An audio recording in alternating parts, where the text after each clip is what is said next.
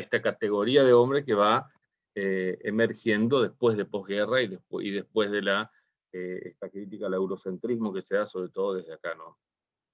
Desde Marco, perdón, antes de que prosigas, la última clase se había cortado cuando vos habías empezado a explicar el perdón como una característica antropológica. Acabo de subirlo, hice de la comprensión y el perdón y lo subí hace una hora. Buenísimo. Subí esa última categoría. Hay una clase, lo último que hay en el aula es un apartado que dice clase 1 del 10 del 2020. Ahí, yo recién terminé de mirar sí. esa clase. Sí, entonces ahí está la última parte del perdón como categoría, ¿sí? Que vamos a trabajar sobre eso. Podemos hablar mucho más de Arendt, podemos hacer una materia de Arendt si queremos, pero no es lo que sino es tener una idea de esto, ¿no? Cómo ella va haciendo este camino de la humanidad, o sea, el hombre como en camino, como ya habla esto de distintos rostros, que tiene distintos rostros, como el hombre que se va haciendo, ¿sí? Distinto a lo que dice Heidegger, ¿sí? No es Arendt, no es Heidegger, ¿sí? ¿Se acuerdan cuando veíamos Heidegger y él decía que estaba el Dasein y el Dasman y este hombre que es el hombre en sí como posibilidad, el ser ahí como posibilidad en el mundo? No lo vimos a Heidegger.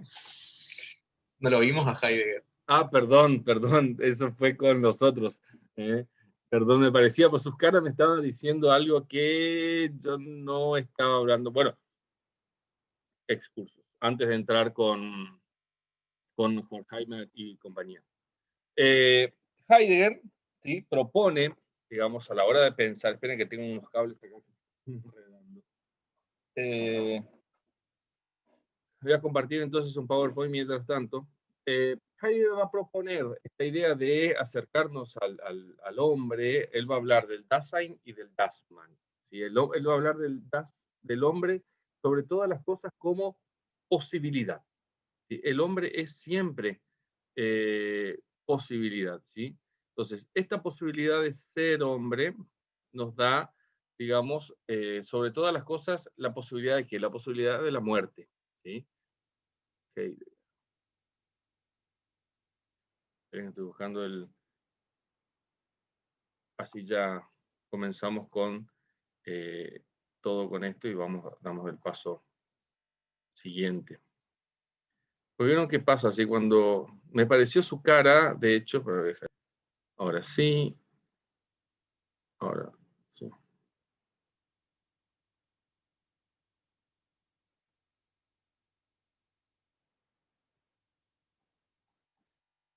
Y ahora a compartir esto. Bien. Avísenme cuando se ve y ahí ya. ¿Sí? Bueno, Heidegger, sí, es un filósofo ya del siglo XX. Muere ahora hace poco, 1976, cuando sus padres se estaban conociendo probablemente. Sí, alemán, catedrático de filosofía, escritor, donde él va a proponer, digamos, él se preocupa por el hombre, él va a decir que el hombre es el ente y hay que comprender a este ser, pero no a este ser de la manera antigua, ¿sí? O de la manera clásica, ¿sí? Él va a hablar de el hombre es quien puede tener una vida auténtica y una vida inauténtica, y ahí se diferencia entre el Dasein y el Dasman, sobre todas las cosas, ¿sí? Él fue asistente de Husserl, ¿sí? El padre de la fenomenología. Después él critica también a Husserl. Fue uno de los primeros pensadores en apuntar hacia la destrucción de la metafísica como la conocemos, ¿sí? Como la conocemos así. Esta idea de Dasein, sí, que él lo escribe así. Si nosotros escribíamos en alemán, escribiríamos Das Sein, ¿sí? Separado. Él lo escribe junto y dice que es el ser ahí, es el hombre, ¿sí? Un ser existencial que se angustia y sufre. O sea, la esencia del hombre es la angustia. Pues están Schopenhauer y todos los demás. ¿Sí? Pero el ser del hombre es la angustia. Sus obras la fundamental es Ser y Tiempo, ¿sí? Es donde él plasma, digamos, bueno, también en Cartas sobre el humanismo, pero en Ser y Tiempo le expresa su gran teoría, ¿no es cierto?, en este tema. Este ser ahí, el Dasein, ¿sí?, es ser en el mundo, es ser con y es ser para, es ser en el mundo, o sea, es estar acá, ser ahí, ¿sí?, es ser con, es esta dimensión social del hombre, y ser para es un ser para la muerte, ¿sí? No al estilo de Sartre, ¿sí? No es al estilo, a la onda de Sartre, ¿sí? Pero, o sea, habla de esta disposición, o sea, nosotros vivimos porque sabemos que vamos a morir, ¿sí? Esa es o sea, tendemos hacia la muerte y es la muerte la que nos hace vivir.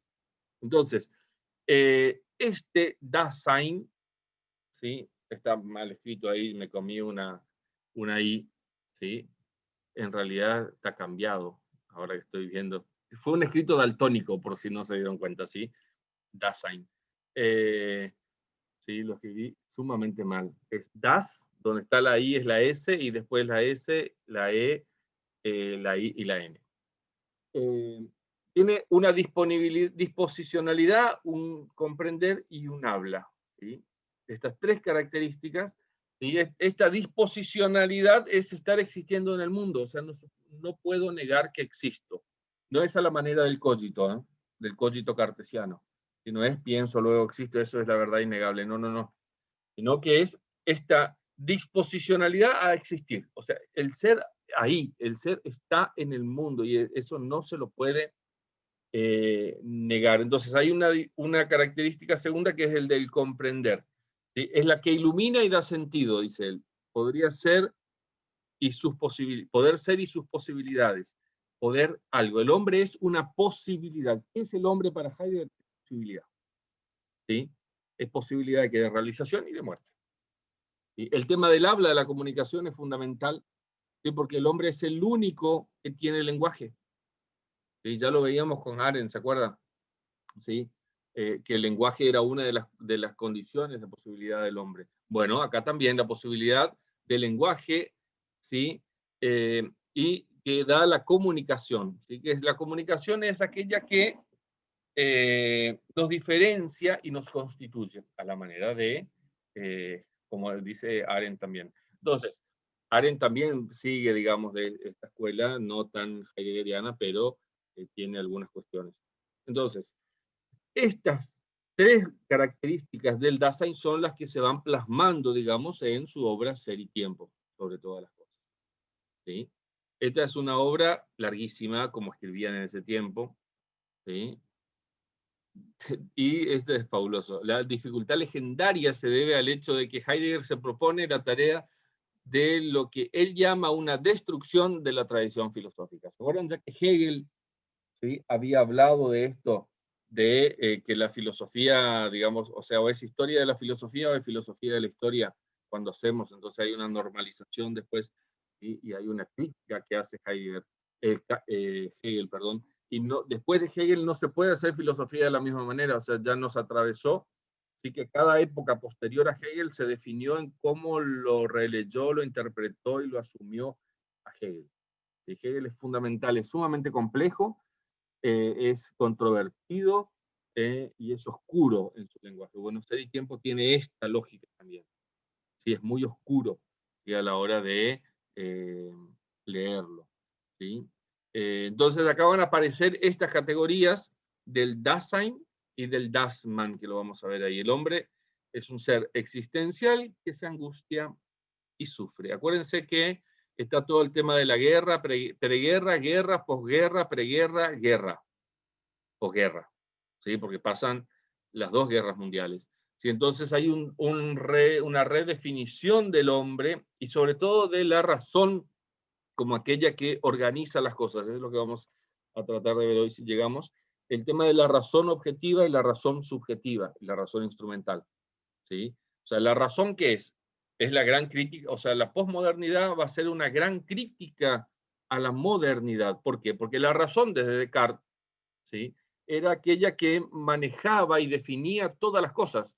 O sea, la razón era la que iba a dar el avance, la razón era aquella que posibilitaba el crecimiento, el desarrollo del hombre, de lo humano y del mundo, ¿sí? La diosa razón, ¿sí? Entonces, todo lo que estaba sometido a la diosa razón era sinónimo de progreso. Ahora, ¿qué se ve en la contemporaneidad? Que este progreso no se dio, o sea, la razón llevó a la guerra, la razón llevó a la muerte, la razón llevó a la pobreza, llevó a los holocaustos, ¿sí? Entonces, esta razón no es tan así. O sea, esta razón objetiva, al estilo cartesiano, es la que terminó, digamos, destruyendo casi a la humanidad. Entonces, el hombre es el ente y comprende el ser. ¿Sí? No es el hombre que tiene ser, ¿sí? Y entonces es un ente. Es el ente que es el ente y comprende el ser. O sea, da vuelta a la metafísica. ¿Ven cómo hace otra lógica? O sea, el hombre es, ¿qué cosa? El ente. El ente tiene, es la cosa, es lo que tiene ser, es lo que existe. Pero este ente que existe, que es el hombre, comprende al ser, lo entiende, lo capta, lo tiene, ¿sí? Y este hombre es un ser en el tiempo, ¿sí? Fuera del tiempo no puede existir. O sea, es un hombre finito, ¿eh? Tanto el ser es el tiempo y el tiempo es finito, y que llega a su fin con la muerte. Esta finitud se da acá. O sea, por eso va a decir que el hombre es un ser para la muerte. ¿Por qué? Porque tiende a la muerte. O sea, no le queda otra cosa que esperar. ¿Qué estás esperando? La muerte, ¿sí?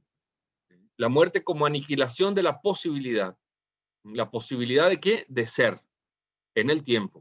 O sea, porque una vez que llega la muerte se termina el tiempo.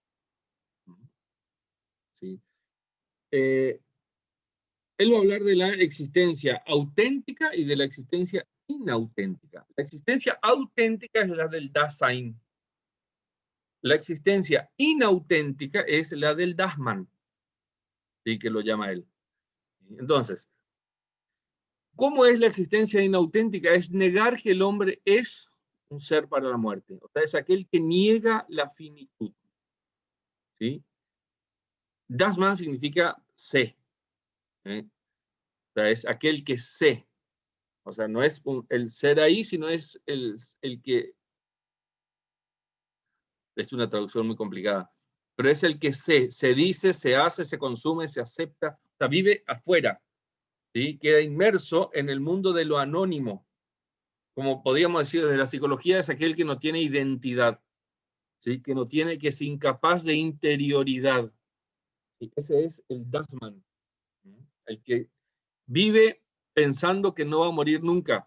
O sea, niega la muerte, se aleja de él, niega la finitud. Por eso vive inauténticamente, puede vivir en una insatisfacción total, podemos decir, ¿sí? Porque constantemente se está escapando y se entrega, dice Heidegger, al mundo del sé, ¿sí? Esto es Dasman. Se une al mundo de lo uno, que es lo anónimo, con la intención de ser uno más, y no pensar en la muerte, ¿sí? Esta muerte va a pasar, o sea, nadie la puede negar, nadie puede morir por mí, ¿sí? ¿Sí? O el Dasein, ¿sí? Este ser ahí, desde aquí niega la muerte y pasa, y eso le pasa al otro Dasman.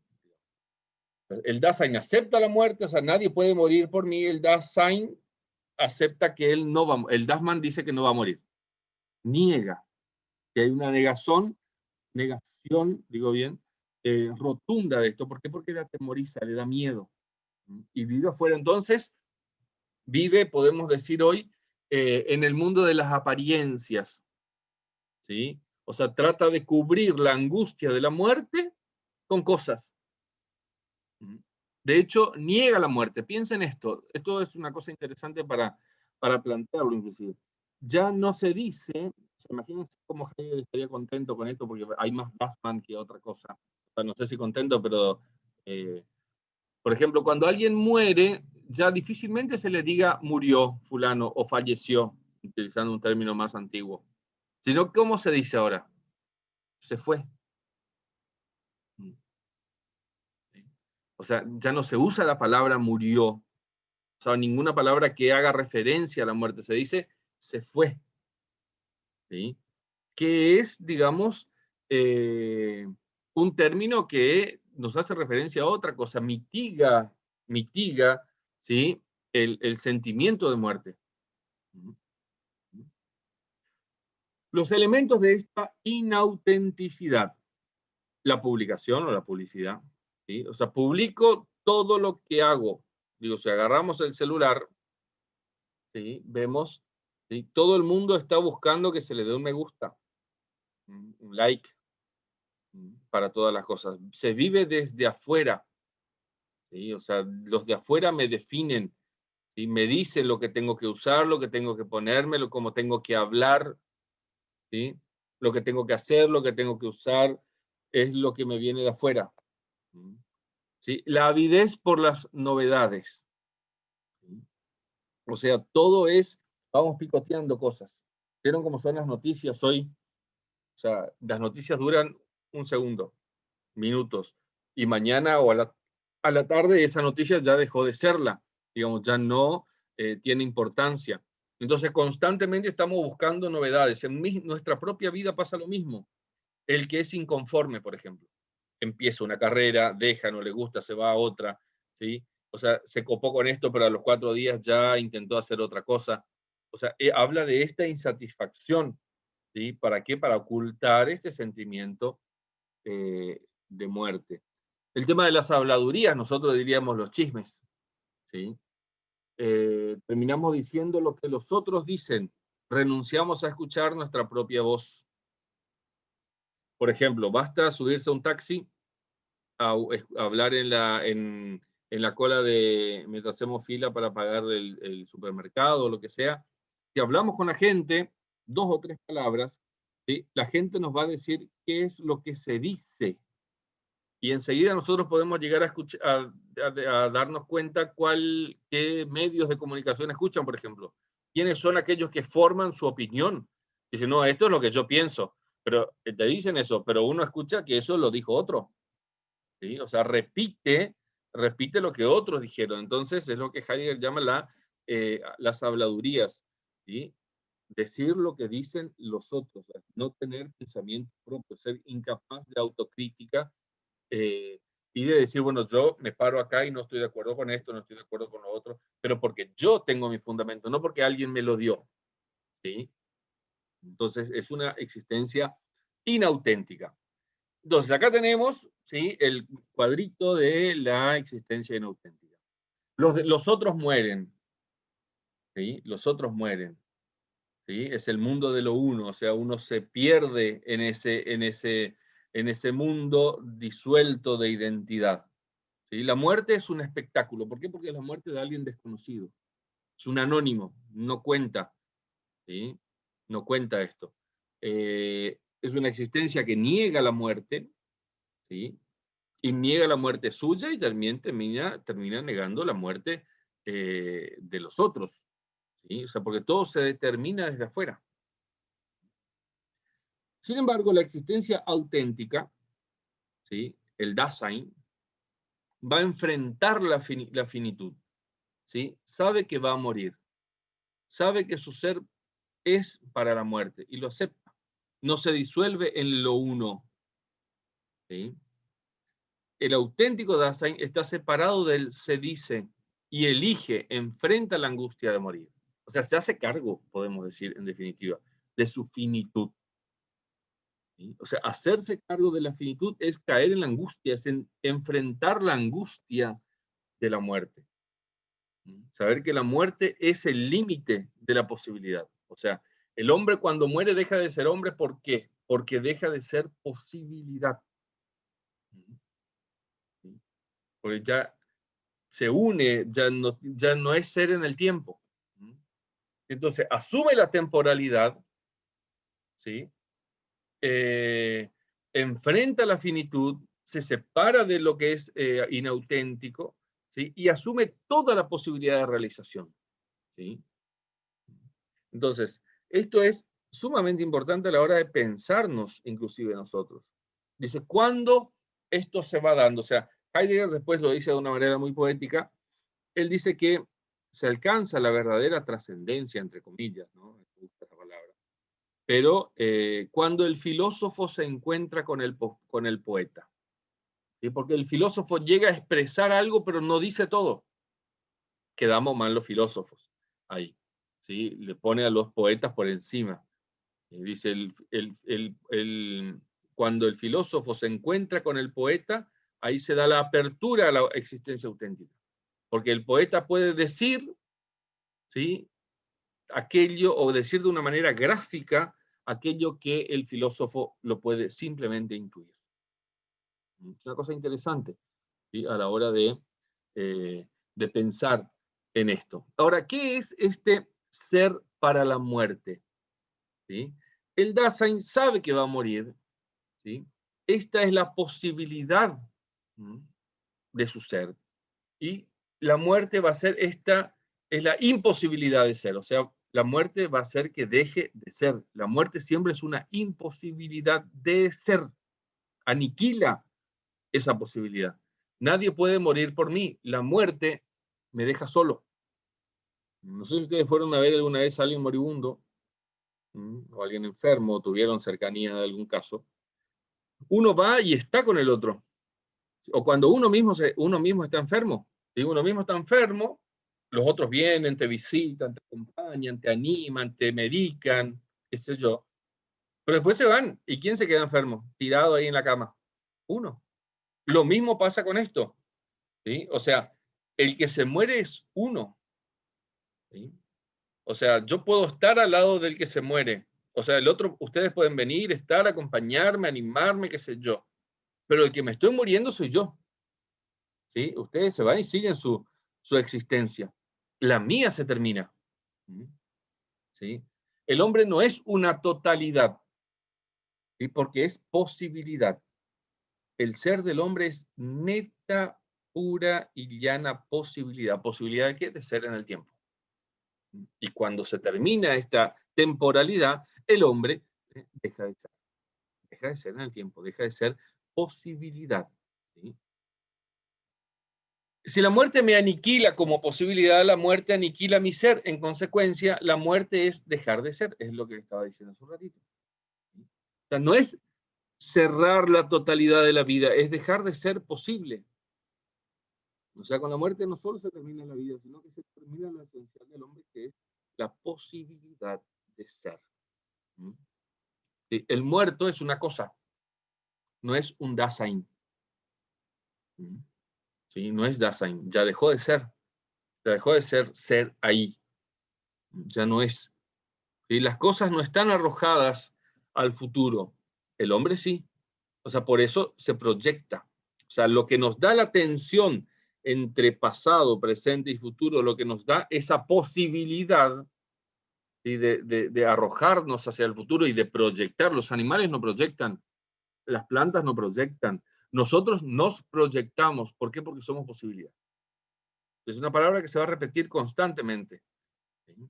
Las cosas, entonces, no tienen futuro. Nosotros sí, porque somos posibilidad. La muerte es irrepetible, o sea, pasa una sola vez.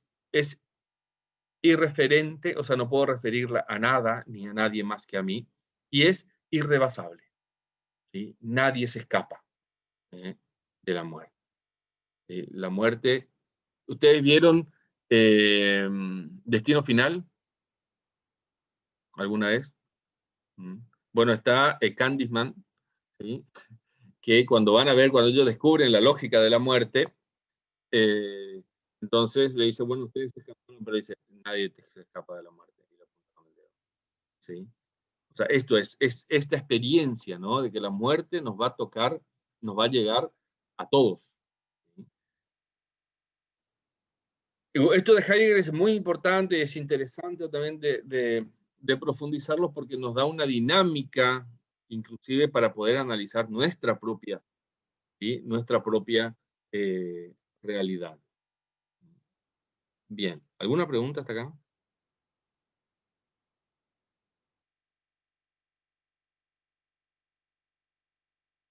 No, clarito. Bien, vamos a comenzar ahora. ¿Escucharon hablar alguna vez de la Escuela de Frankfurt? ¿Sí? ¿Qué sabemos de la Escuela de Frankfurt? Sí, de hecho algo trabajamos en fundamentos filosóficos. Ujú. Leímos el libro de Horkheimer, Medios y Fines, creo que es. Ajá, No me acuerdo del libro. Pero sí algo vimos, que básicamente lo que hacen es criticar a la racionalidad moderna. Bueno, Horkheimer particularmente a la razón instrumental, sí, parte de una distinción entre razón objetiva y razón subjetiva, y dice que la formalización de la razón subjetiva hace que ésta devenga razón instrumental. Y bueno, me voy acordando así a pocas cosas de que de alguna manera critica esto que ya anticipaste, de cómo una sociedad organizada racionalmente ha podido de alguna manera dar lugar o crear campos de concentración en donde haya tanta muerte, exacto. y digamos a eso apunta la crítica, ¿no es cierto? Ah, buenísimo. Si ya leyeron Horkheimer, está fabuloso. Pues nos ahorramos categorizaciones y lecturas de esto. Ahora, es cierto, ¿no? Esto de la razón, vieron que la razón siempre fue un tema, desde los griegos. Ya, digo, él está criticando también a los griegos, a Platón, habla de la razón objetiva, de la razón subjetiva, que lo va a llamar después a la subjetiva. No va a ser una distinción razón objetiva y razón formal, por ejemplo, pero sí con la razón eh, instrumental. Y él va a hablar del mito y razón instrumental. Eh, Él y Adorno, otro, ¿escucharon hablar de Adorno alguna vez? Adorno y no es lo de Navidad, ¿sí? Es un apellido. ¿Sí? ¿Lo escucharon o no? Bueno, entonces, ellos van a denunciar que esta diferenciación, digamos, ¿sí? Eh, entre fines y medios, digamos, genera el problema. ¿Y por qué? Porque ambos van a pretender analizar la mezcla de racionalidad y de realidad social. ¿Sí? Y la mezcla que se plantea ante esta relación de naturaleza y dominación de la naturaleza. ¿Por qué? Porque la razón moderna lo que pretende es dominar la naturaleza. O sea, conozcamos esta frase, conocer es poder, ¿sí? No tiene que ver solamente con que yo conozco algo tuyo, Luciano, o algo tuyo, Florencia, y entonces tengo cierto poder, porque a veces se maneja desde ese lado, ¿no? Conocimiento es poder. No, el conocimiento es el conocimiento para dominar y dominar ¿qué? La naturaleza. O sea, yo tengo que conocer las leyes de la naturaleza para poder dominarla. ¿Y dominarla para qué? Para obtener mi beneficio, ¿sí? Sobre todas las cosas.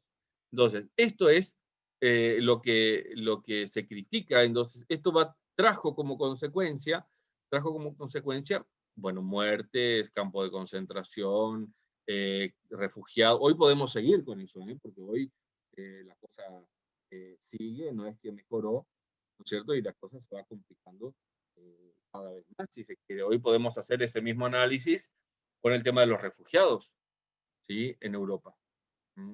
Y los campos de refugiados eh, que hay, ¿sí? Entonces, Horkheimer va a oponer una razón subjetiva, ¿sí? Que es la capacidad de clasificación, va a decir él, y deducción, ¿sí? Sin reparar en el contenido específico de esto, ¿sí? Y una racionalidad objetiva, ¿sí? Que va a tener este comportamiento, digamos, ¿no es cierto?, de dominación. ¿Sí? Dicho así de una manera muy eh, simple, si se quiere. Entonces, la dimensión, digamos, objetiva y subjetiva, nosotros tenemos que ver primero que lo subjetivo muchas veces está prendado de una carga negativa, ¿sí? Y lo objetivo, la objetivación de la cosa nos da cierta entidad mayor, ¿sí? Del ser, por ejemplo. Y ahora decime, y si yo le digo a ustedes, díganme qué les parece tal cosa, ¿sí? Yo puedo en ese qué les parece tal cosa, eh, podemos estar de acuerdo o no. Vamos. ¿Por qué? Porque es lo que le parece, es subjetivo, es su visión de la cosa, su concepción. Ahora, si yo le digo, ¿qué es esto? Le estoy pidiendo una objetivación. Entonces, que me digan sobre el ser de esa cosa. Ya no involucra afectos, miradas, nada, ¿sí?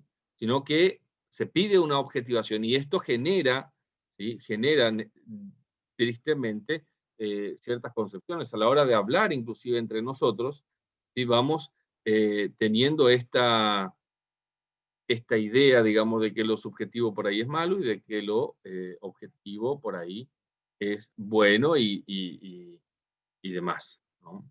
No sé si tuvieron alguna vez esta experiencia, digamos, ¿sí?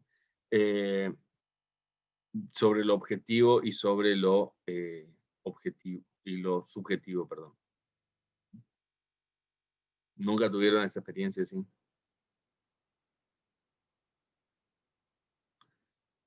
Ajá. Esas caras.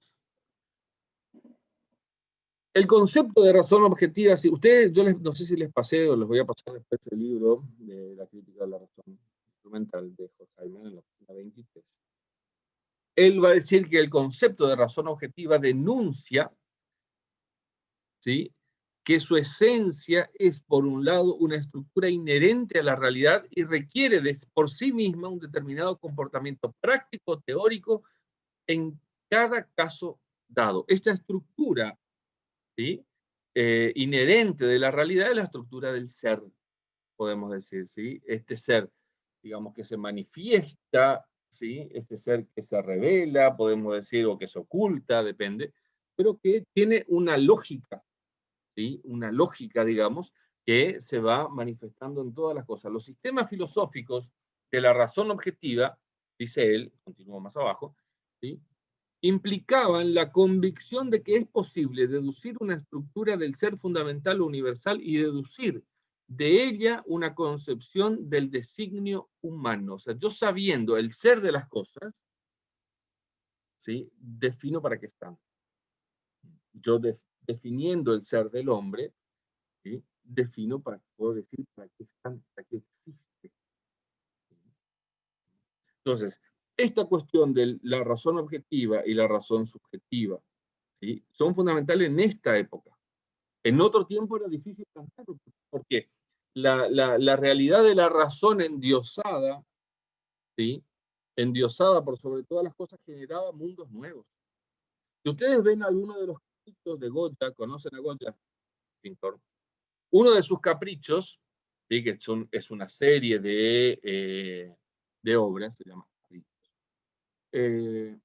y es persona, o sea, son cuerpos humanos con caras de animales, ¿sí? Entonces dice, la locura de la razón genera monstruos, ¿sí? O sea, la razón por sí misma, ¿sí?, puede llegar a deshumanizarnos, ¿sí? Es lo que aparece después, lo que se llaman las concepciones distópicas o antiutópicas, pero distópicas es mejor, ¿sí? Es una utopía que es algo que no existe, pero es un mundo ideal, ¿sí? El mundo ideal, qué sé yo, vemos Tomás Moro, vemos el mundo ideal de Platón, ¿sí?, entre otros. Ahora, la ciudad de Dios de San Agustín, ¿sí? Ahora, tenemos distopías, que son estas que muestran lo negativo de esas sociedades tan perfectas, tampoco existen, ¿sí? Hay una serie que muestra esto como o sea, que termina deshumanizando a la humanidad, ¿sí? Hay una obra que se llama El Mundo Feliz. Está bueno para leerlo, hay una serie, no del mundo feliz, pero que puede llegar a ser como un paralelismo, si se quiere. Donde plantea esto, ¿no? En una sociedad futurista, ¿sí?, donde la tecnología es la que manda, la que rige, nadie es infeliz, no hay sufrimiento, no hay nada, ¿sí? El hombre es sumamente feliz, desinhibido, no tiene problemas económicos, no hay violencia, ¿sí? Pero no hay familia, no hay religión, no hay filosofía, no hay arte, no hay nada. Entonces la pregunta es, ¿qué es lo que nos hace hombres? ¿Sí? ¿Qué es lo que nos diferencia de las otras de los otros seres, de los otros entes. ¿Sí? Entonces hay una serie que se llama 3%, no sé si la vieron, una serie brasilera, bueno, donde plantea este mundo feliz, donde ellos le llaman mar alto, ¿sí? Los del otro lado y los de este lado. Y los de este lado viven sufriendo hambre, peste, qué sé yo. Y el otro lado es el mundo feliz. Y este mundo feliz donde todo es posible. Pero cuando van teniendo pruebas para pasar, ¿sí? Van teniendo pruebas, spoiler, ¿sí? Pero esto es netamente académico, no es que les ¿sí? La última prueba que tienen que pasar es la esterilización. O sea, los que pasan allá no tienen familia. O sea, son un grupejo, digamos, pero sin familia. ¿Sí? O sea, se rompen todos los vínculos, ¿sí? Humanos. Y todo aquello que cargamos, que traemos y que nos da identidad se rompe. Es un mundo distópico, o sea, utópico, pero distópico, porque termina destruyendo, digamos, aquello que proponía, si se quiere. La negación de la utopía, ¿sí? O sea, la felicidad que costa dejar de ser hombres, a dejar de ser humanos, ¿sí? A dejar de tener afectos, sentimientos, lo que sea. ¿Sí? Y todo está regulado por la tecnología. Digo, tienen un anteojo que se ponen, ¿sí? Y se miran y le da el porcentaje de afinidad. ¿Sí? Imagínense el esfuerzo que se librarían algunos. ¿Sí? Entonces, pero tiene que ver con esta cuestión, ¿sí? La razón que se pone por encima de todas las cosas, ¿sí? Y va, digamos, deshumanizando al hombre. ¿Sí? Entonces, ¿qué es lo que nos hace plenamente, ¿sí? Plenamente humanos? Es lo que tenemos que ver. Ahora les voy a pasar una reseñita pequeña, 5 páginas, ¿sí? De escrito de la reseña de Horkheimer, de la crítica de la razón instrumental, que lo vamos a leer en un ratito, ¿sí? Y luego lo comentamos, ¿les parece? Y para tener una idea, o sea, no vamos a leer toda la crítica de la razón instrumental. Me interesa que de la crítica de la razón instrumental lean la primera parte, y de la página 11 a la 69, que es una pequeña introducción donde él pone un núcleo, ¿sí? Que ahora les mando también. Pero después este otro artículo, ¿sí? Nos da la posibilidad, digamos, de ver un cachito más allá de la cuestión. A veces solamente con leer al autor nosotros no lo vemos. Si alguien ya lo interpretó, entonces vamos a aprovechar esa sabiduría del otro para poder hacer nosotros nuestra propia lectura a partir del hombre. ¿Ok? Entonces ahora les paso acá por el chat. El artículo lo leemos, son 5 páginas. No sé cuánto tiempo vamos a tener.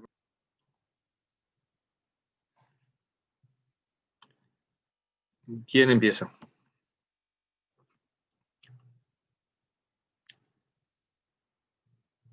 ¿Querés que comentemos lo que nos pareció o, Sí, lo o que algo leyeron. específico?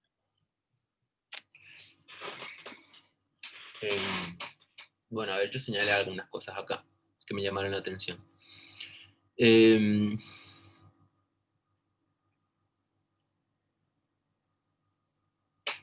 A ver.